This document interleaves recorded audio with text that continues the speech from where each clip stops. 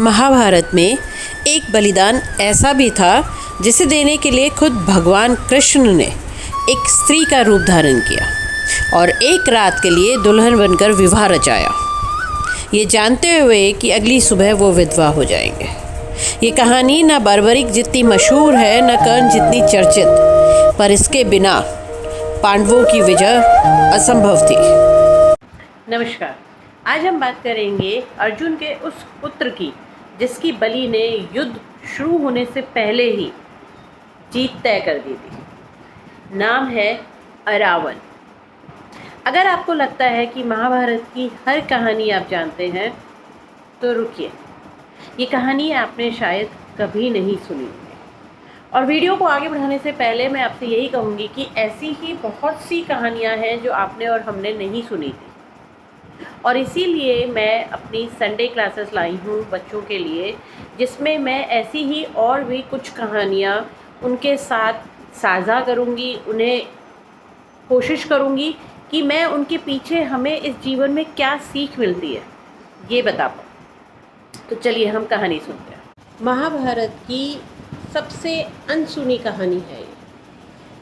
थोड़ा सा पीछे चलते हैं। एक बार पांडवों का सबसे महान धनुर्धर अर्जुन नागलोक में अपनी तपस्या करने के लिए गया।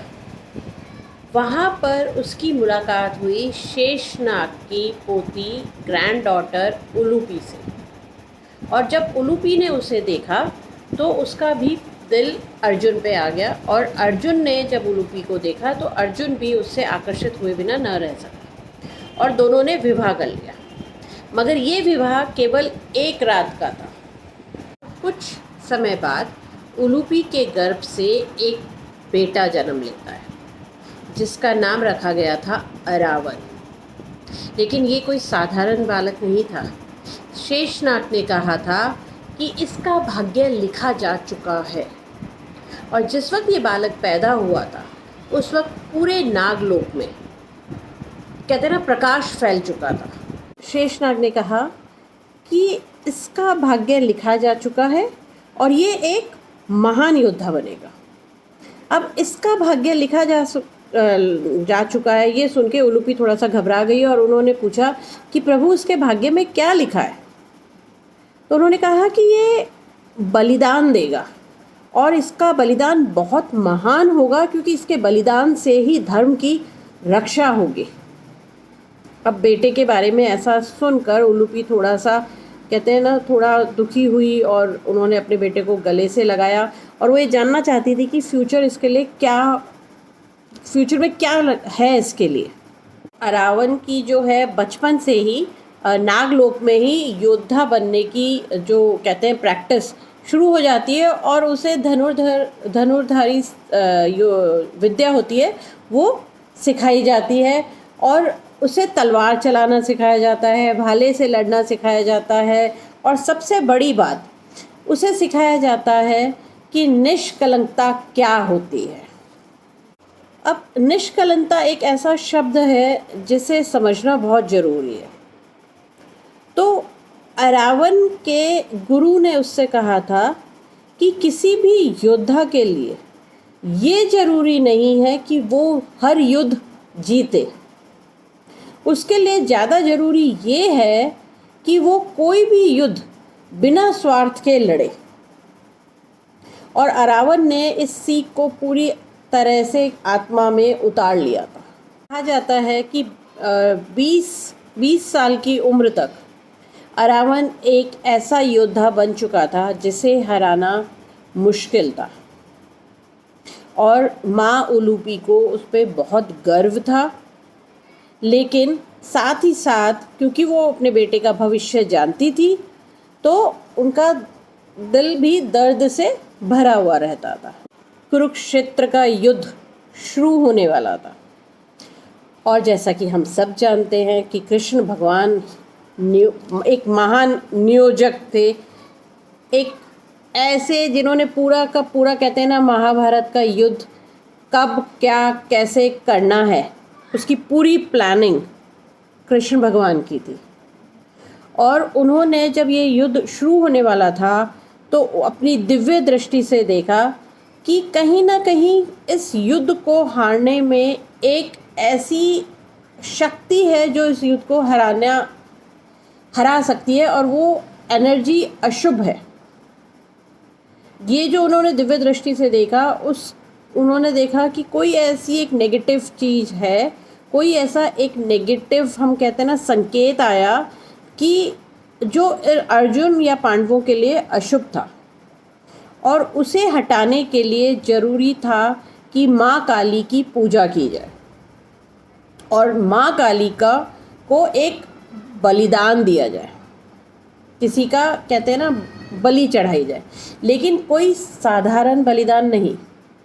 काली को चाहिए था महाबली, निष्कलंक, पूर्ण पुरुष का बलिदान, अर्थात वह योद्धा जो कभी किसी को धोखा ना दे, कभी किसी को मारे मगर अपने स्वार्थ के लिए ना मारे, अपनी शक्ति पर कोई भी कभी भी किसी भी प्रकार का घमंड ना हो, और पूरी निष्ठा के साथ जो अपना कर्तव्य करता हो, बिना किसी पश्चाताप के मृत्यु को जो गले लगा ले, मतलब जो इस बलि के लिए बिना किसी पश्चाताप के साथ तैयार हो जाए। और जब कृष्ण ने सोचा कि ऐसा कौन योद्धा हो सकता है, तो काफ़ी देर जब वो चुप रहे, तब उन्होंने अपनी जो है चुप्पी तोड़ी, और युधिष्ठिर के पूछने पर कि हमें ऐसा बलि देने के लिए हमें ऐसा योद्धा कहाँ से मिलेगा, तब अर्जुन ने कहा है ऐसा एक योद्धा है, मगर उसके लिए हमें समुद्र लोक में जाना होगा। ऐसा कहा जाता है कि उसके बाद कृष्ण भगवान ने समुद्र के तट पर जाकर समुद्र का आह्वान किया। जो लहरें ऊंची ऊंची उठ रही थी, वो लहरें पूरी शांत हो गई, और जल में से एक दिव्य रूप उभरा, और कृष्ण के आह्वान पे वहाँ पे आई उलूपी, और उनके पीछे एक युवा योद्धा, और यही योद्धा था अरावन। कृष्ण ने जैसे ही अरावन को देखा, उन्हें सब कुछ समझ में आ गया, और उलूपी ने उस वक्त कृष्ण से कहा, समुद्र में ही थी उलूपी, समुद्र में खड़े होकर उन्होंने कहा कि मुझे एक आपसे रिक्वेस्ट है, एक अनुग्रह है। उलूपी जानती थी कि ये वो समय आ गया है जब उसके बेटे को बलिदान देना होगा। तब उन्होंने कहा कि भगवान श्री कृष्ण से कहा कि प्रभु, मैं जानती हूँ कि आपको अरावन चाहिए। और कृष्ण ने एक गहरी सांस भरी। हाँ, कृष्ण ने कहा, क्योंकि कृष्ण की केवल गहरी सांस में करुणा भी थी, केवल एक वो नहीं था, और कहा पर मैं उसे कृष्ण ने कहा कि हाँ मुझे अरावन चाहिए, मगर मैं उसे उसका जीवन लौटा दूंगा और एक अलग रूप में लौटाऊंगा। अरावन ने अपनी माँ को देखा, फिर कृष्ण को देखा, और फिर भगवान से कहा कि मैं तैयार हूँ प्रभु, बिना किसी संदेह के मैं तैयार हूँ। जब कृष्ण ने अरावन से की बात सुनी कि वो तैयार है, तो उन्होंने वो अरावन से बात करने के लिए, कहते हैं ना कि थोड़ा आगे लेकर गए, एकांत में ले गए, और उन्होंने अरावन से कहा कि मुझे तुम्हारा बलिदान चाहिएगा, तुम्हें माँ काली को अपना बलिदान देना होगा, लेकिन तुम्हारा ये बलिदान इतना महान होगा कि तुम्हारे बलिदान की वजह से ही पांडव जो है इस युद्ध को जीत पाएंगे, या यूँ कह लो कि तुम्हारा बलिदान इस युद्ध को जीतने के लिए ज़रूरी है। ये सब कुछ अरावन सुनता रहा, और कृष्ण ने उससे पूछा कि एक योद्धा के लिए सबसे ज़रूरी क्या चीज़ है? परिवार, भगवान, प्रेम, संबंध, क्या? और उससे पूछा कि क्या तुम्हारी कोई इच्छा है? तो अरावन ने कहा कि हाँ प्रभु, मेरी इच्छा है कि मैं विवाह करना चाहता हूँ, मैं विवाहित होकर मरना चाहता हूँ, मैं अविवाहित नहीं मरना चाहता। और अरावन की ये बात सुनकर जितनी भी कृष्ण के साथ जो लोग आए थे, जो सेना आई थी, सब के सब स्तब्ध रह गए, क्योंकि सब ये जानते थे कि अरावन से कौन विवाह करने के लिए तैयार होगा, क्योंकि अगले दिन सुबह तो उससे उसकी बलि होनी है, मतलब एक ही रात का विवाह होगा, अगले दिन जो लड़की उससे विवाह करेगी वो विधवा हो जाएगी। सब लोगों ने बहुत कोशिश करी सोचने की कि किस राजकुमारी से अरावन का विवाह कराया जा सकता है, कौन तैयार होगा। पर कुछ देर बाद विचारने के बाद कृष्ण भगवान ने कहा कि ठीक है, मैं तुम्हारा विवाह कराऊंगा और मैं खुद को बदल कर मैं स्वयं तुमसे विवाह करूंगा।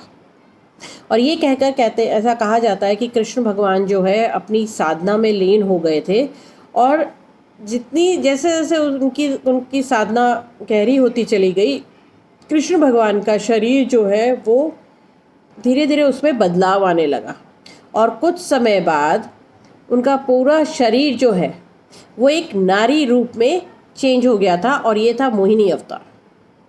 सृष्टि का सबसे सुंदर, कहते हैं ना, सबसे सुंदर नारी थी। देवताओं ने जिसे देखकर अपने आप को, कहते हैं ना, उसके अट्रैक्ट होने से नहीं रोक पाए, खुद वो उस मोहिनी अवतार की तरफ मोहित हो गए थे और शिव जिसके रूप में आसक्त हो गए थे। कृष्ण ने स्वयं को पूरी तरह बदल दिया। फिर मोहिनी उठती हैं और उतनी ही अपनी सुंदरता बिखेरती हुई अपनी करुणा में, कहते हैं ना, छवि के साथ अरावन को देखती हैं।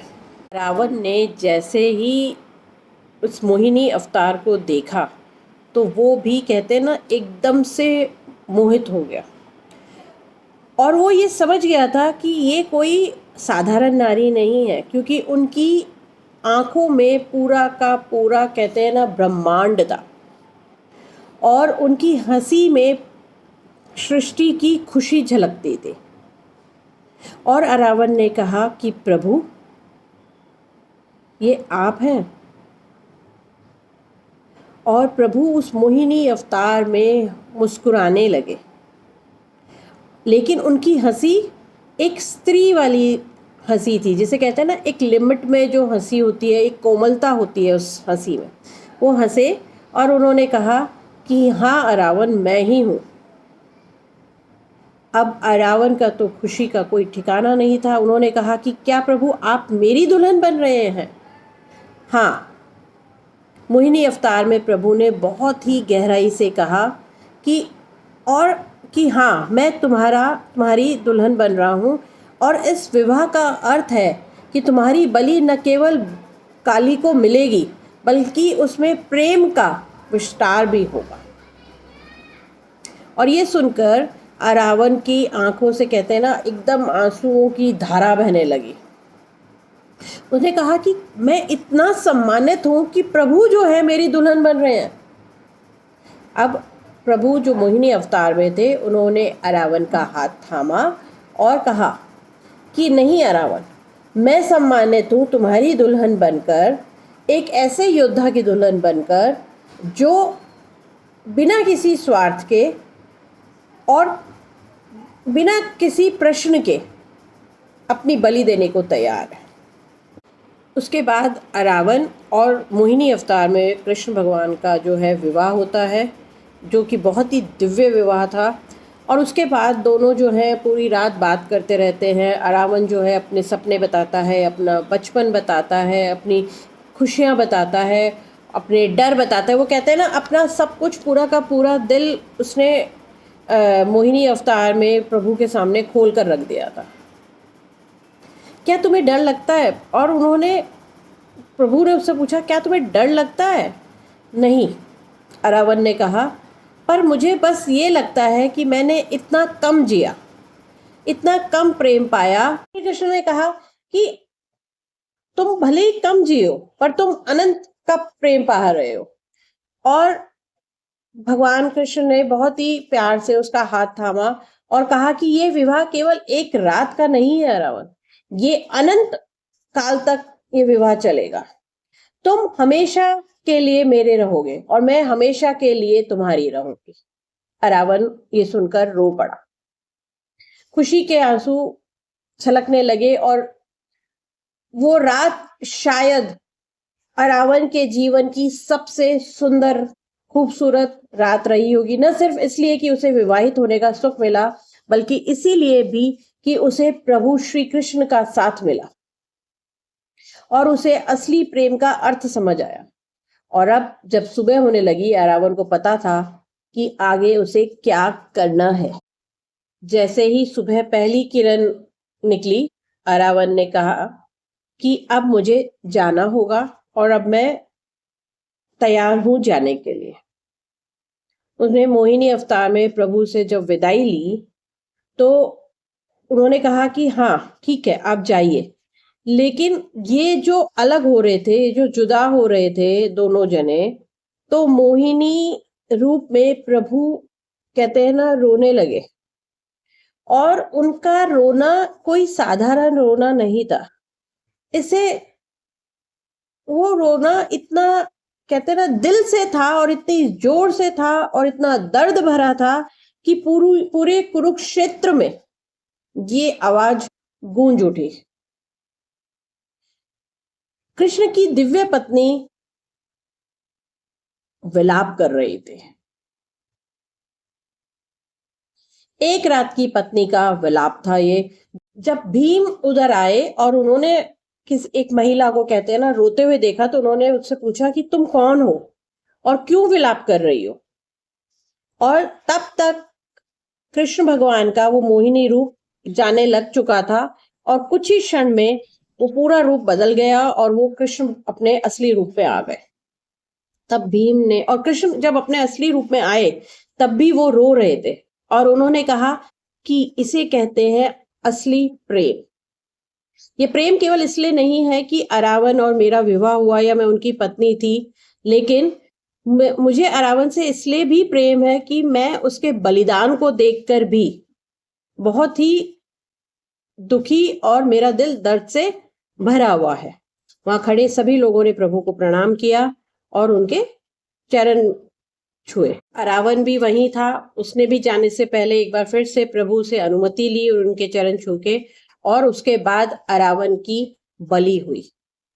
जैसे ही अरावन ने अपनी बलि दी, ऐसा कहा जाता है, क्योंकि ये हमारी मिथोलॉजिकल स्टोरीज हैं, तो ऐसा कहा जाता है कि पूरे आकाश में उस वक्त तेज रोशनी हुई थी और माँ काली स्वयं वहां प्रकट हुई, अपने भयानक रूप में नहीं बल्कि अपने करुणामय रूप में। और ये बलिदान काली ने कहा कि न केवल खून की बलि है, ये बलि प्रेम की है। और वो प्रकाश पूरे पांडव सेना में फैल गया था। भीम को एक आश्चर्यजनक कहते हैं ना शक्ति मिलने लगी थी। अर्जुन के धनुष को शक्ति मिलने लगी थी और अन्य योद्धाओं के पास भी उनकी शक्ति आने लगी थी। सेना को लगा कि कोई असाधारण शक्ति उनके साथ है और उनको विजय दिलाने के लिए उनके साथ चल रही है। लेकिन वो शक्ति अरावन की शक्ति थी। अरावन जो अब देह में नहीं था पर हर योद्धा में कहते हैं ना बसा हुआ था। 18 दिन 18 रातें हर दिन पांडव मजबूत होते रहे। जहां भीम को अपनी क्रूरता पर नियंत्रण मिल रहा था, जहां अर्जुन को अपनी अभिमानता पर विजय मिल गई और जहां हर पांडव योद्धा एक दिव्य सहारा लेकर चल रहा था, और हर दिन कौरव हारते गए क्योंकि अरावन सेना के साथ लड़ रहा था। अरावन का बलिदान एक अदृश्य तलवार बन गया था और उस तलवार से कोई नहीं बच सकता था। 18वें दिन जब कुरुक्षेत्र का युद्ध खत्म हुआ, तब तक सब जान गए थे कि यह विजय केवल पांडवों की नहीं थी, ये अरावन की विजय भी थी। अरावन जो अब अनंत में था और हर पांडव के दिल में था। कृष्ण ने सबको इकट्ठा किया और उनसे प्रश्न किया कि तुम जानते हो ना तुम्हारी ये विजय कैसे हुई है? और सभी का जवाब था कि प्रभु आपकी रणनीति की वजह से। तब श्री कृष्ण ने उन्हें पूरी कहानी बताई। उन्होंने बताया कि कैसे एक वीर अरावन ने अपना बलिदान दिया है, और साथ ही में कृष्ण भगवान ने अपने मोहिनी रूप में अरावन की दुल्हन बनने का इंसिडेंट भी बताया। एक ही रात में अरावन की पत्नी बने मोहिनी रूप में और एक ही रात में विधवा भी हो गए अरावन की। और ये कहानी हमें सिखाती है कि सबसे बड़ा बलिदान वो नहीं जो सबको दिखे, बल्कि वो है जो चुपचाप बिना किसी अपेक्षा के दिया जाए। और इसी के साथ अंत में मैं बस इतना ही कहूँगी कि अरावन की ये कहानी शायद कभी नहीं सुनी होगी आपने, पर यही तो है माइंड एंड सोल, ऐसी कहानियों को जीवंत करना जो हमारी संस्कृति में खो गई है। अगर आप चाहते हैं कि ऐसी ही कहानियाँ आपके बच्चों तक पहुँचे तो चैनल को सब्सक्राइब करें। जैसा कि मैंने शुरुआत में ही कहा था कि मैं हर संडे हमारी संडे फन डे संस्कार से भरी हुई सुबह लेकर आने वाली हूँ। बच्चों के लिए संडे संस्कार क्लासेस स्टार्ट करने वाली हूँ, जहाँ हम बच्चों को अपनी संस्कृति से, अपनी पुरानी परंपराओं से, अपने मैथोलॉजिकल बुक्स के साथ, ग्रंथों से जोड़ेंगे। तो अगर आप ऐसा ही अपने बच्चों को संस्कार देने में बिलीव करते हैं, अपने रूट से वो जुड़े रहे उसमें बिलीव करते हैं, तो मुझे डीएम कीजिए। जय श्री कृष्ण।